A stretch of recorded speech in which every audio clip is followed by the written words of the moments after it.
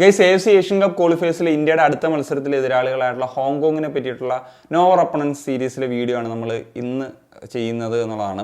ഹോങ്കോങ്ങിനെ പറ്റി പറയുന്ന സമയത്ത് ഫിഫ റാങ്കിൽ 153-ാം സ്ഥാനത്ത് നിൽക്കുന്ന ഒരു ടീമാണ്. ഒരുപക്ഷെ ഈ ഒരു മത്സരം മനോലയുടെ ഇന്ത്യൻ കുപ്പായത്തിലെ അവസാനത്തെ മത്സരമാകാനുള്ള സാധ്യതകളെല്ലാം കാണുന്നു എന്നുള്ളതാണ്. ഈസ്റ്റ് ഏഷ്യൻ മേഖലയിലുള്ള ഒരു രാജ്യമാണ് ഹോങ്കോങ് എന്ന് പറയുന്നത്. ഈസ്റ്റ് ഏഷ്യൻ ഫെഡറേഷൻ്റെ തന്നെ ആണ് അവരുടെ ഒരു സബ് കോൺഫെഡറേഷൻ എന്ന് പറയുന്നത്. നമ്മുടെയൊക്കെ സാഫ് പോലത്തെ സബ് കോൺഫെഡറേഷൻ എന്ന് പറയുന്നത്. അവിടെയാണ് ജപ്പാൻ, സൗത്ത് കൊറിയ, ചൈന, അതുപോലെ നോർത്ത് കൊറിയ പോലത്തെ ശക്തരായിട്ടുള്ള രാജ്യങ്ങളൊക്കെയുള്ള ഒരു മേഖലയാണ് എന്നുള്ളതും എടുത്തു പറയേണ്ട ഒരു കാര്യമാണ്.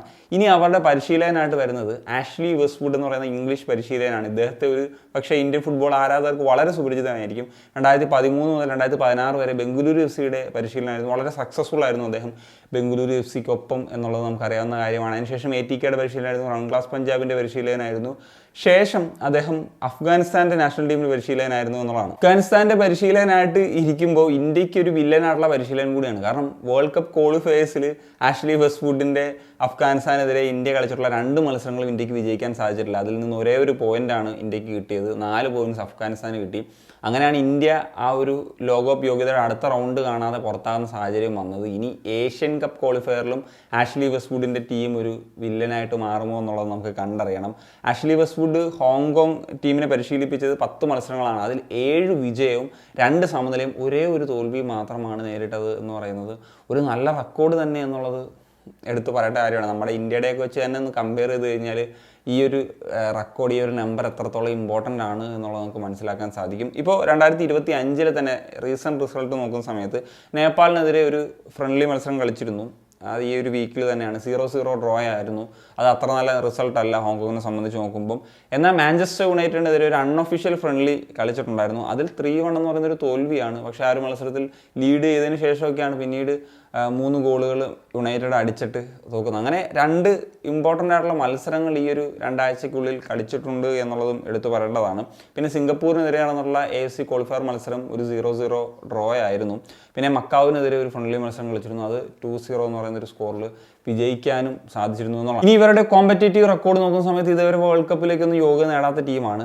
AFC ഏഷ്യൻ കപ്പിൽ 1956, 64, 68 എന്നീ വർഷങ്ങൾ, അതായത് ആദ്യകാലങ്ങളിൽ കളിച്ചിരുന്ന ഒരു ടീമാണ്. പിന്നീട് 56 വർഷങ്ങൾക്ക് ശേഷമാണ് 2024 നടന്നിട്ടുള്ള ഏഷ്യൻ കപ്പിൽ കളിക്കുന്നത്. ഏഷ്യൻ കപ്പിൽ 23-ാം സ്ഥാനത്തായിരുന്നു അവരുണ്ടായിരുന്നത്. അതായത് ഇന്ത്യ 24-ാം സ്ഥാനത്ത് ഏറ്റവും അവസാനമായിരുന്നെങ്കിൽ അതിന് തൊട്ട് മുകളിലായിരുന്നു ഹോങ്കോങ്ങിൻ്റെ ഒരു സ്ഥാനം. ഹോങ്കോങ് ഗ്രൂപ്പ് സ്റ്റേജിൽ തന്നെ എല്ലാ മത്സരങ്ങളും തോറ്റ് പുറത്താകുമായിരുന്നു. പക്ഷേ ഇറാനെതിരെ 1-0 എന്ന് പറയുന്ന ഒരു മത്സരം ഉണ്ടായിരുന്നു. തോറ്റ മത്സരമാണ്. പക്ഷേ ആ ഒരു മത്സരം ഞാൻ കണ്ടിരുന്നു ലൈവായിട്ട് തന്നെ. നല്ലൊരു പ്രകടനം ഹോങ്കോങ് നടത്തിയെന്ന് പറയുന്നത് ഏറ്റവും പ്രധാനപ്പെട്ട കാര്യം. ഈസ്റ്റ് ഏഷ്യൻ ചാമ്പ്യൻഷിപ്പിൽ ഒരിക്കൽ പോലും ട്രോഫി നേടാനോ ഫൈനലിലെത്താനോ പോലും ഹോങ്കോങ്ങിന് സാധിച്ചിട്ടില്ല എന്നുള്ളതാണ്. അപ്പം ഹോങ്കോങ്ങിൻ്റെ ഏറ്റവും വലിയൊരു കരുത്ത് എന്ന് പറയുന്നത് നിലവിൽ അവരുടെ നാച്ചുറലൈസ്ഡ് ആയിട്ടുള്ള പുറത്തുനിന്ന് വന്നിട്ടുള്ള പ്ലേയേഴ്സാണ്. അതുതന്നെയാണ് 56 വർഷങ്ങൾക്ക് ശേഷം അവർക്ക് ഏഷ്യൻ കപ്പിൻ്റെ യോഗ്യത നേടിയെടുക്കാനും സമീപകാലത്തെ അവരുടെ ഒരു നല്ല റെക്കോർഡിനുമൊക്കെ കാരണം എന്നുള്ളതാണ് നമുക്ക് മനസ്സിലാക്കാൻ സാധിക്കുന്നത്. 8ഓളം പ്ലേയേഴ്സാണ് പുറത്തുനിന്ന് വന്നിട്ടുള്ളത്. അതിൽ 4 പ്ലേയേഴ്സ് തന്നെ ബ്രസീലിൽ നിന്നുള്ളവരാണ്. ഇവിടെ വന്ന് അവരുടെ ലീഗിൽ കളിച്ച് പൗരത്വം കൊടുക്കുന്ന ഒരു രീതിയിലാണുള്ളത്. അതുപോലെ ഒറിജിനായിട്ടുള്ള പ്ലേയേഴ്സും ഉണ്ട്. പിന്നെ ബാക്കി 4 പ്ലേയേഴ്സ് ഈ പറഞ്ഞ പോലെ മറ്റ് ചില രാജ്യങ്ങളിൽ നിന്നുള്ള പ്ലേയേഴ്സാണ് എന്നുള്ളതാണ്. പിന്നെ ആഷ്ലി വെസ്റ്റ്വുഡ് എന്ന് പറയുന്ന ഇന്ത്യയൊക്കെ അറിയാവുന്ന പരിശീലനമാണ്. അതുപോലെ തന്നെ അദ്ദേഹം നല്ലൊരു ടാക്ടീഷ്യൻ തന്നെയാണ്. അതൊക്കെ അവരുടെ ഒരു കരുത്ത് വർദ്ധിപ്പിക്കുന്ന ഒരു ഫാക്ടർ തന്നെയാണ്. ഇനി അവരുടെ കീ പ്ലേയേഴ്സിലേക്ക് വരുന്ന സമയത്ത് ആദ്യം അവരുടെ ഗോൾ കീപ്പറായിട്ടുള്ള യാങ് ഹിങ് ഫേ ആണ്. 35 വയസ്സുകാരനായിട്ടുള്ള താരം. ഏതാണ്ട് 105ഓളം ഇൻ്റർനാഷണൽ മത്സരങ്ങൾ ഹോങ്കോങ്ങിന് വേണ്ടി കളിച്ചിട്ടുണ്ട് എന്നുള്ളതാണ്. വളരെ പരിചയസമ്പന്നനായിട്ടുള്ള അവരുടെ നായകനായിട്ടുള്ളൊക്കെ ഒരു താരമാണ്. നിലവിൽ അദ്ദേഹം ഈസ്റ്റേൺ ക്ലബ്ബ് എന്ന് പറഞ്ഞിട്ടുള്ള ഹോങ്കോങ്ങിൻ്റെ ഒരു ക്ലബ്ബിലാണ് കളിക്കുന്നത്. ഇദ്ദേഹം 10 വർഷങ്ങളിൽ ഹോങ്കോങ് ലീഗിലെ മികച്ച ടീമിൽ ഒരു ഗോൾ കീപ്പർ സ്ഥാനത്തേക്ക് വന്നിട്ടുണ്ട് എന്ന് പറയുന്നതാണ്. ഒരു ലെജൻഡറി പ്രൊഫൈൽ തന്നെയാണുള്ളത്. അതുപോലെ 2016 ഹോങ്കോങ്ങിലെ ബെസ്റ്റ് പ്ലെയറായിട്ടും അദ്ദേഹം തിരഞ്ഞെടുക്കപ്പെട്ടിട്ടുണ്ട് എന്നും പറയേണ്ടതാണ്.